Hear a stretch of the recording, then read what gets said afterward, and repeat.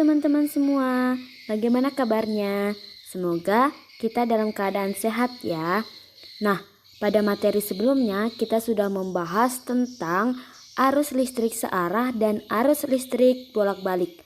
Nah, pada kesempatan kali ini kita akan membahas tentang gaya Lorentz. Pasti di antara teman-teman semua masih ada yang bingung.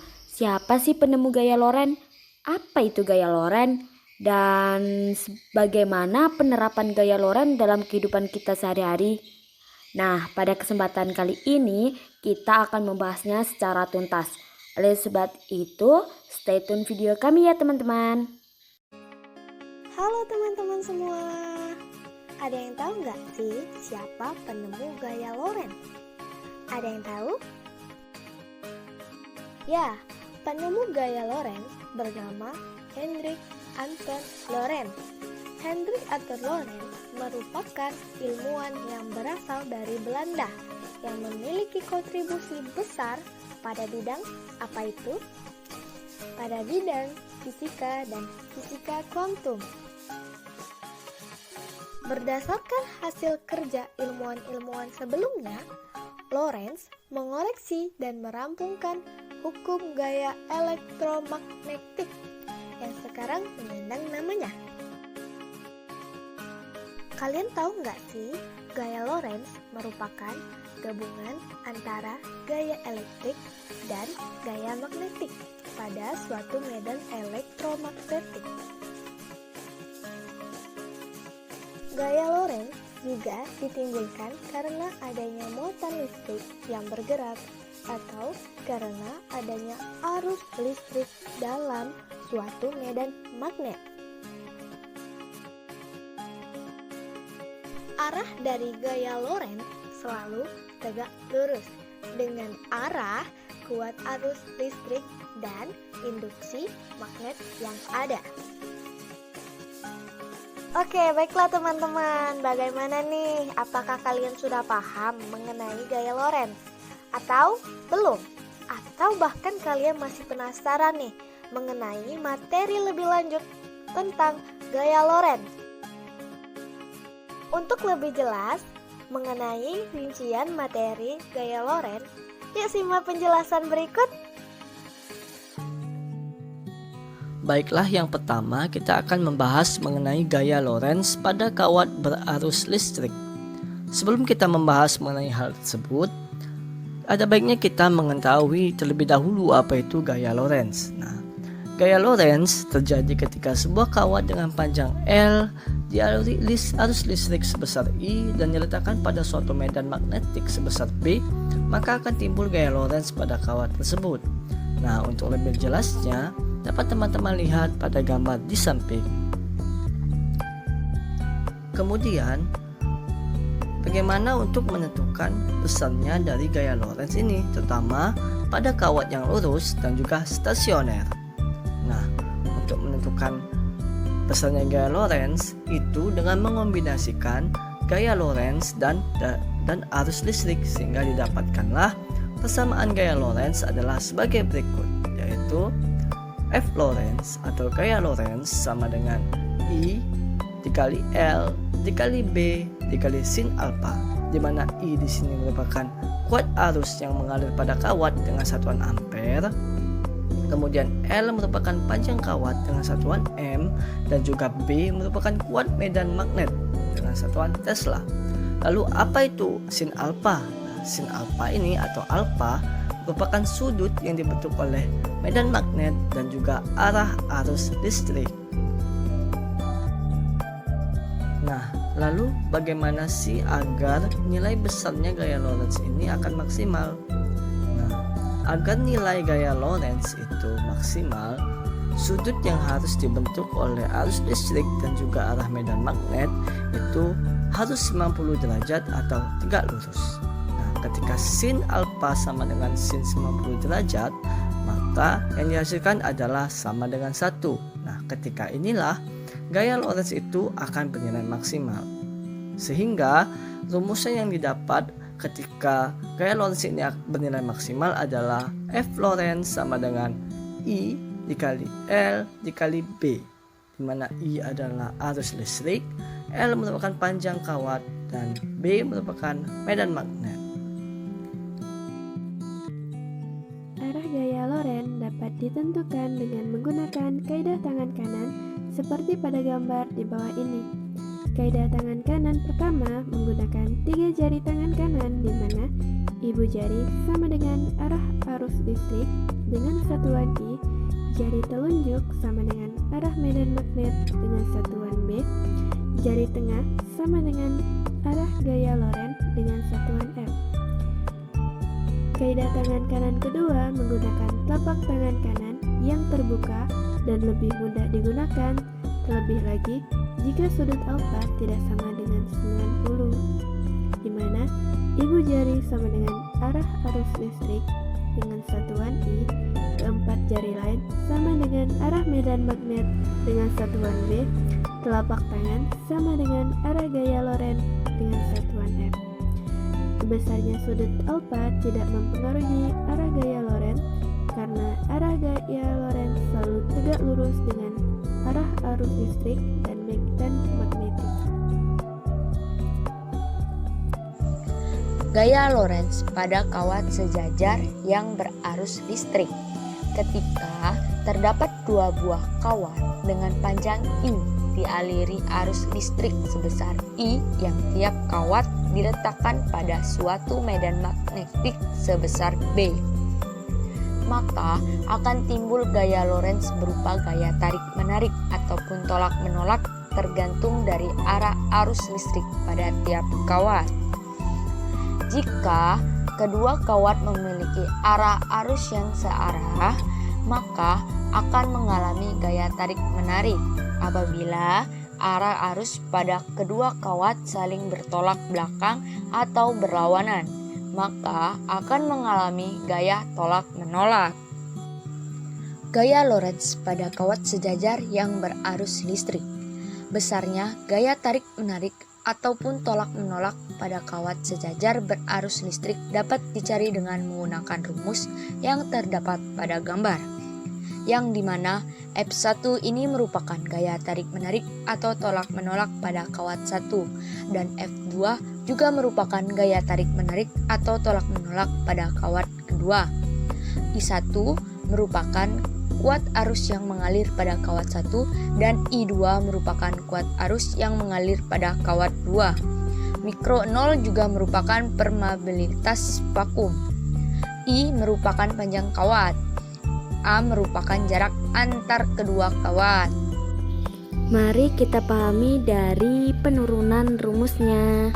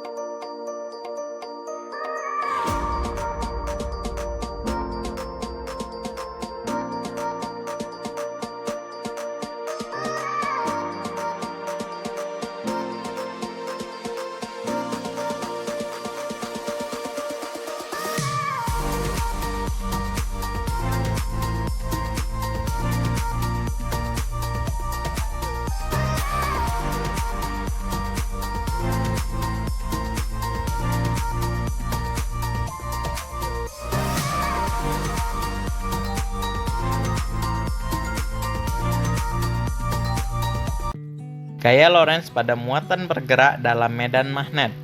Nah, ketika terdapat muatan listrik Q yang bergerak dengan kecepatan V pada suatu medan magnetik sebesar B, maka muatan listrik tersebut akan mengalami yaitu gaya Lorentz yang besarnya dapat dinyatakan dengan persamaan F sama dengan Q kali V kali B kali dengan sin alfa. Nah, di mana Q di situ merupakan muatan listrik, satuannya Coulomb, dan V itu merupakan kecepatan gerak muat listrik, satuannya itu meter per sekon, dan B itu merupakan kuat medan listriknya, satuannya itu Tesla. Sedangkan alfa itu merupakan sudut yang dibentuk oleh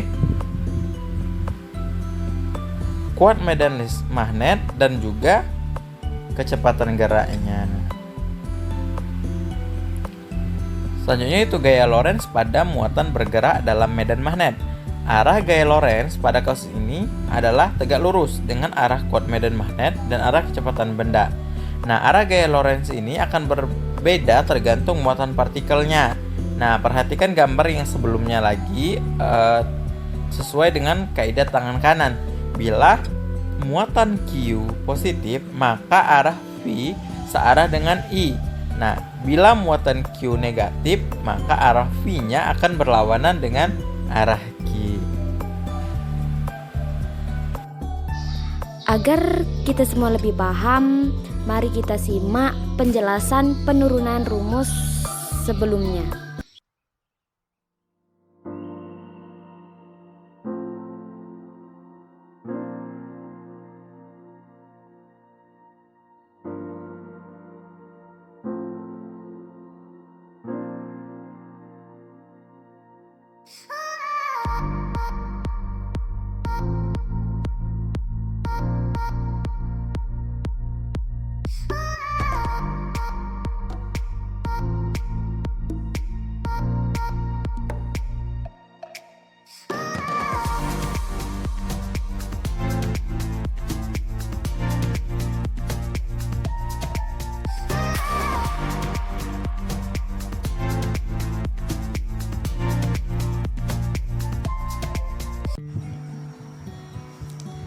Selanjutnya, jika arah medan magnet tegak lurus dengan arah kecepatan partikel bermuatan listrik, maka lintasannya akan berbentuk lingkaran.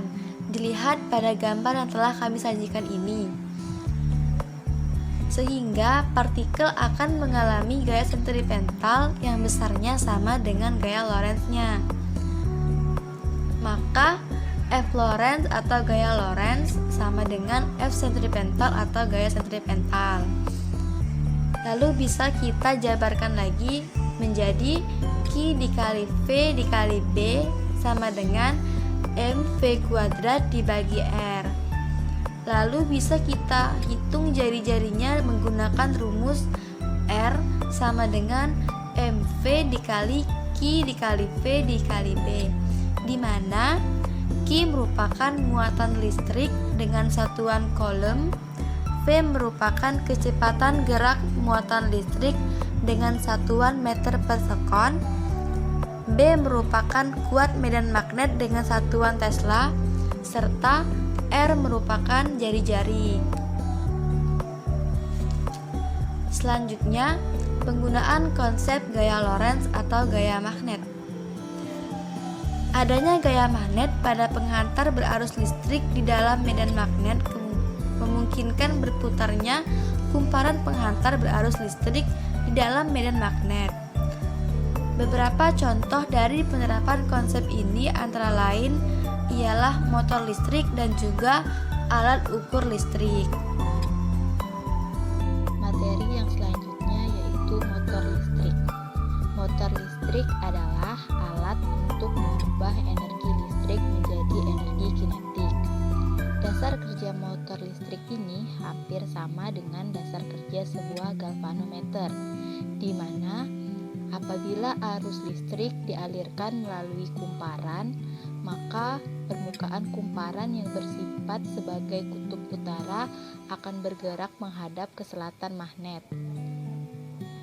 Permukaan yang bersifat sebagai kutub selatan bergerak menghadap ke kutub utara magnet. Setelah itu, maka kumparan akan berhenti berputar. Untuk melanjutkan putaran, tepat pada saat kutub kumparan berhadapan dengan kutub magnet, arah arus dalam kumparan dibalik. Dengan terbaliknya arah arus, maka kutub utara kumparan berubah menjadi kutub selatan. Kutub selatan menjadi kutub utara. Sekarang kutub utara kumparan berhadapan dengan kutub utara magnet, sedangkan kutub selatan kumparan berhadapan dengan kutub selatan magnet. Kemudian, kutub-kutub itu akan menolak kumparan berputar setengah putaran sampai kutub utara dari kumparan berhadapan dengan kutub selatan magnet, dan kutub selatan kumparan berhadapan dengan kutub utara magnet. Pada saat itu, arus dalam kumparan akan dibalik. Hal ini mengakibatkan kumparan akan terus berputar setengah putaran lagi. Demikian pula seterusnya. Kumparan akan berputar secara terus-menerus seperti pada gambar berikut. Yang selanjutnya yaitu alat. Mari kita lihat percobaan berikut. Ini merupakan prinsip kerja dari motor listrik.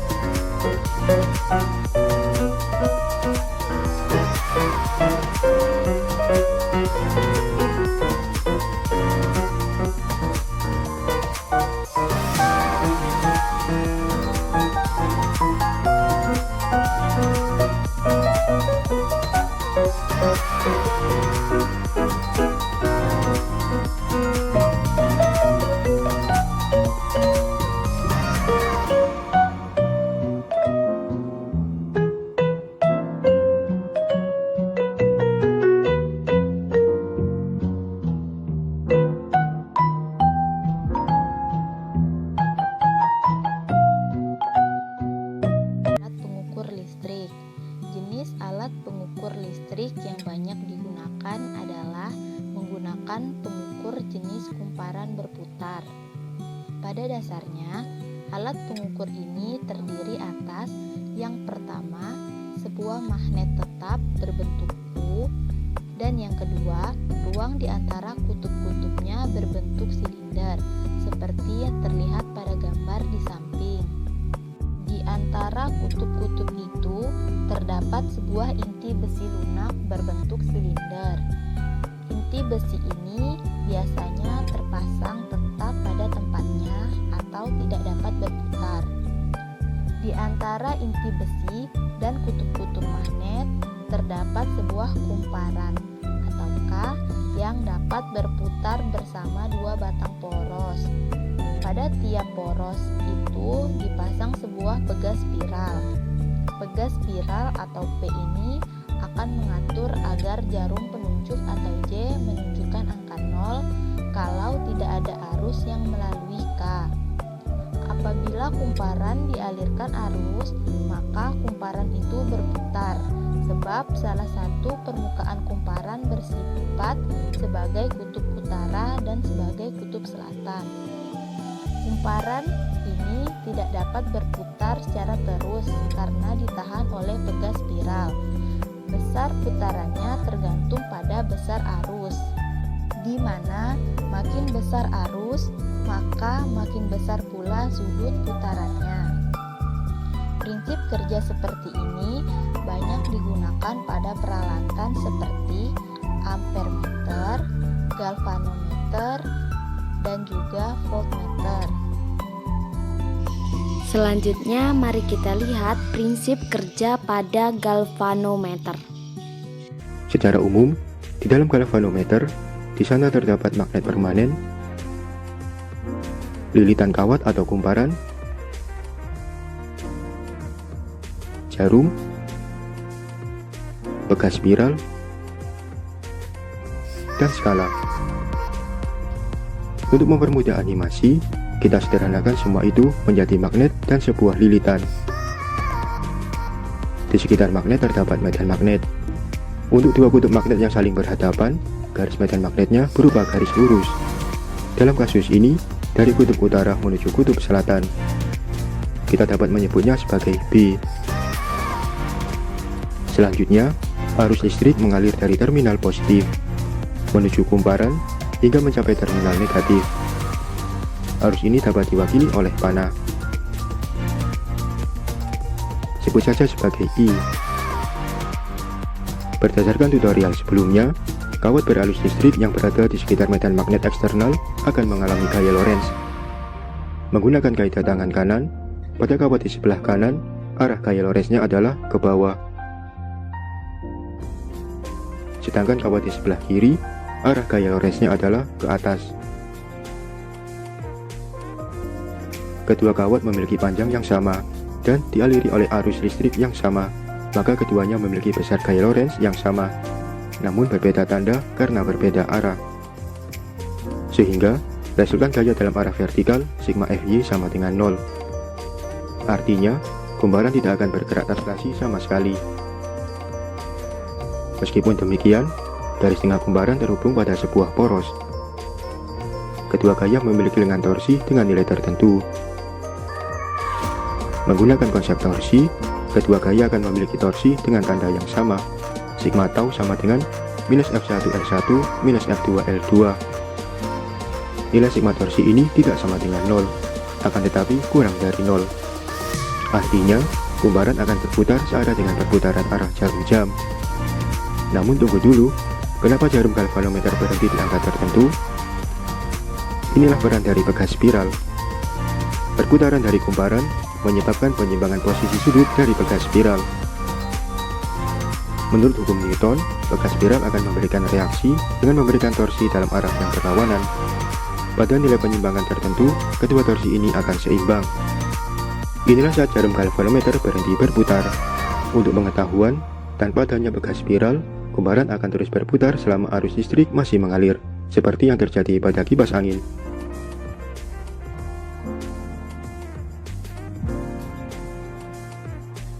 Dari tutorial ini, kita telah mengetahui bahwa konsep gaya Lorentz, torsi, dan hukum Newton dapat dipadukan untuk membuat galvanometer. Halo teman-teman semua, alhamdulillah kita sudah selesai mempelajari tentang materi gaya Lorentz. Selanjutnya kita akan membahas soal-soal terkait gaya Lorentz. Kita lihat contoh soal pertama. Kita baca dulu soalnya ya.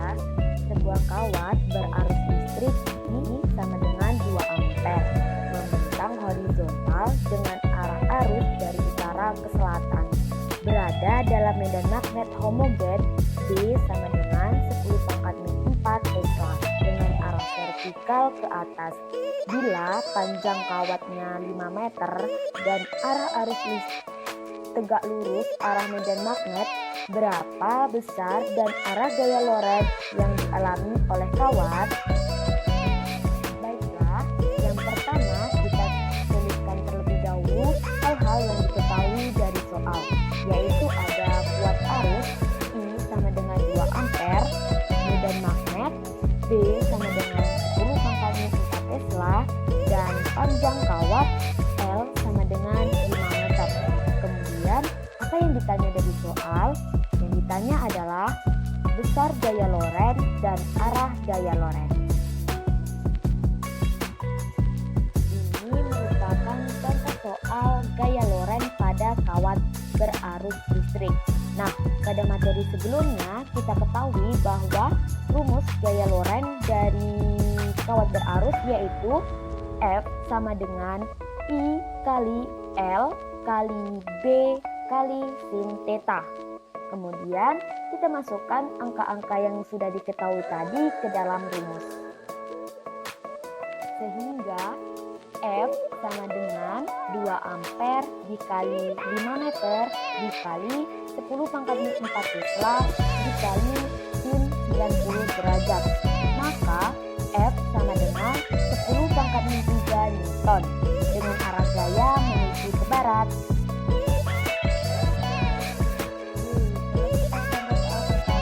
Mudah kan teman-teman? Lanjut ke soal berikutnya ya. Halo teman-teman, kita lanjut ke soal nomor 2 ya. Sebelumnya kita baca dulu soalnya. Dua kawat sejajar satu sama lain berjarak 10 cm. Pada kedua kawat mengalir arus listrik yang sama besar yaitu 10 ampere dengan arah arus yang sama. Bila panjang kawat 1 meter, maka tentukan besar dan arah gaya Lorentz yang dialami oleh kedua kawat tersebut. Langkah selanjutnya yaitu menentukan apa yang diketahui dari soal terlebih dahulu. Nah, di soal diketahui I1 sama dengan I2 yaitu 10 ampere. Nah, jarak antara kedua kawat atau A sama dengan 10 cm jika dikonversikan menjadi meter sama dengan 0,1 meter. Panjang kawat yaitu 1 meter atau E sama dengan 1 meter. Untuk yang ditanyakan pada soal ini adalah besar dan arah gaya Lorentz, yang dimana besar gaya Lorentz dapat dirumuskan dengan F Lorentz sama dengan permeabilitas vakum kuat arus listrik 1 dikali kuat arus listrik 2 per 2V kali panjang kawat. Nah, ketika kita masukkan rumus tersebut ke dalam angka-angka, jadi F Lorentz sama dengan 4V kali 10 minus 7 dikali 10 dikali 10 per 2V kali 0,1. Dan ketika kita cari, maka gaya Lorentz yang didapat adalah 2 kali 10 minus 4 Newton dengan arah saling tarik-menarik. Nah teman-teman, itulah tadi contoh soal dan pembahasan untuk soal yang nomor 2. Sampai bertemu di soal-soal berikutnya. Baiklah semuanya, kita langsung lanjut ke contoh soal yang berikutnya ya. Sebuah elektron yang bergerak dengan kecepatan 3000 meter per second memasuki medan magnet yang kuat medan magnetnya sebesar 1000 Tesla. Jika arah kecepatan dan medan magnet membentuk sudut sebesar 30 derajat, tentukan gaya Lorentz yang dialami oleh elektron. Dari soal tersebut kita mengetahui bahwa muatan elektron Q sama dengan minus 1,6 dikali 10 pangkat minus 19 kolom. Lalu kecepatannya V sama dengan 3000 meter per second. Kuat medan magnetnya B sama dengan 1000 Tesla. Dan juga sudutnya alfa sama dengan 30 derajat. Ditanya, gaya Lorentz F yang dialami oleh elektron. Gaya Lorentz yang dialami oleh elektron dapat kita hitung dengan menggunakan rumus berikut. F sama dengan Q dikali V dikali B dikali sin alpha. Langsung saja kita masukkan angka-angka yang sudah kita ketahui ke dalam rumusnya. Maka menjadi F sama dengan 1,6 dikali 10 pangkat minus 19 dikali 3000 dikali 1000 dikali 1/2. Kenapa 1/2? Sin alpha yaitu sin 30 derajat sama dengan 1/2. Jadi hasilnya didapatkan F sama dengan 2,4 dikali 10 pangkat minus 13 Newton. Jadi gaya Lorentz yang dialami oleh elektron tersebut ialah sebesar 2,4 dikali 10 pangkat minus 13 Newton. Halo teman-teman, pada contoh soal yang keempat ini, saya akan mengajarkan tentang cara menentukan arah pada partikel bermuatan dengan kaidah tangan kanan kedua. Nah, bisa kita lihat kan di contoh soal gambar. Nah, soalnya yaitu sebuah partikel bermuatan listrik bergerak memasuki gaya magnetik. Kemanakah arah gaya Lorentz yang dialami oleh partikel tersebut jika partikel tersebut adalah proton atau positif dan elektron atau negatif? Nah, kita jawab ya. Mari kita gunakan kaidah tangan kanan kedua untuk memecahkan soal tersebut. Yang pertama, arahkan jempol kita sesuai dengan arah gerak partikel, yaitu ke arah Z positif, dan putar keempat jari lain yang diharapkan dirapatkan sehingga menunjukkan arah gaya magnetik, yaitu ke arah X positif. Nah, kita peroleh bahwa arah telapak tangan pada kita mendorong adalah ke arah Y negatif, dan arah gaya F yang diperoleh dari kaidah tangan kanan kedua adalah Y negatif. Untuk partikel bermuatan positif seperti proton, arah gaya Lorentz yang dialami partikel bermuatan adalah searah dengan arah gaya F yang diperoleh oleh kaidah tangan kanan kedua. Jadi, arah gaya Lorentz yang dialami oleh proton adalah ke arah Y negatif. Nah, untuk partikel bermuatan negatif seperti elektron, arah gaya Lorentz yang dialami partikel bermuatan adalah berlawanan arah dengan arah gaya atau F yang diperoleh dari kaidah tangan kanan kedua. Jadi, arah gaya Lorentz yang dialami elektron adalah ke arah Y positif. Nah, itulah tadi teman-teman contoh soal dari menentukan arah gaya pada partikel bermuatan dengan menggunakan kaidah tangan kanan kedua. Sampai berjumpa di contoh soal-soal berikutnya. Baiklah, contoh selanjutnya yaitu sebuah proton dengan energi kinetik 33,4 pikojoule bergerak tegak lurus memasuki suatu daerah magnetik serba sama sebesar 0,25 Tesla yang terdapat dalam sebuah kamar gelembung. Berapa jari-jari lingkaran yang ditempuh proton? Kita buat dulu diketahui, yaitu EK sama dengan 33,4 pikojoule. Kita ubah menjadi 33,4 dikali 10 pangkat minus 12 joule. Selanjutnya ada induksi magnetik 0,25 Tesla, massa proton 1,67,10 pangkat minus 27 kg, dan muatan proton yaitu 1,6 dikali 10 pangkat minus 19 kolom. Kita buat yang ditanya, yaitu jari-jari kita lambangkan dengan R. Untuk menghitung jari-jari lintasan proton dengan persamaan, kita terlebih dahulu harus menghitung kecepatan atau V dari rumus energi kinetik, yaitu EK sama dengan setengah mv kuadrat.